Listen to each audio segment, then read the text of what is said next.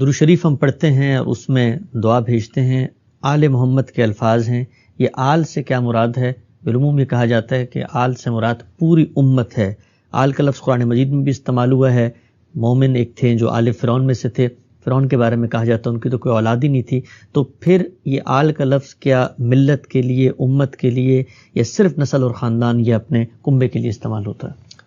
آل کا لفظ عربی زبان میں دونوں معنی میں آتا ہے، یعنی خاندان کے لیے بھی آتا ہے اور پیروکاروں کے لیے بھی آتا ہے، قوم کے لیے بھی آتا ہے، کسی شخص کے معتقدین کے لیے، سب کے لیے بولا جا سکتا ہے. یہ سیاق و سباق بتاتا ہے. چنانچہ میرے نزدیک یہ جو ہم دعا کرتے ہیں رسالت مآب صلی اللہ علیہ وسلم کے لیے، اللہم صلی علی محمد، اس میں آل کا لفظ آپ کے خاندان کے لیے ہی ہے. ظاہر ہے کہ جب آپ کسی کے لیے خیر کی دعا کرتے ہیں تو اس وقت آپ یہی چاہتے ہیں اور یہی کرتے بھی ہیں کہ بھئی آپ پہ بھی اللہ رحم کرے، آپ کے بیوی بچوں پر بھی رحم کرے، آپ کے اہل خاندان پر بھی رحم کرے. تو یہ سیاق و سباق متعین کرتا ہے. اس میں یہ طریقہ نہیں ہوتا کہ آل فرعون کو وہاں سے پکڑیں یہاں ڈال دیں اور یہاں سے خاندان کو پکڑیں تو وہاں لے جائیں. یہ تو جب الفاظ مشترک المعنی ہوں تو ہمیشہ سیاق قرائن فیصلہ کرتے ہیں. تو میں نے اسی وجہ سے آپ دیکھیں میزان میں جہاں جہاں ان الفاظ کا ترجمہ کیا ہے وہاں رسول اللہ اور رسول اللہ کا خاندان ترجمہ کیا. تو یہ درود شریف کے اندر اس لیے کہ دعا کے موقع کے اوپر آپ باقیوں کی طرف کیسے جاتے ہیں؟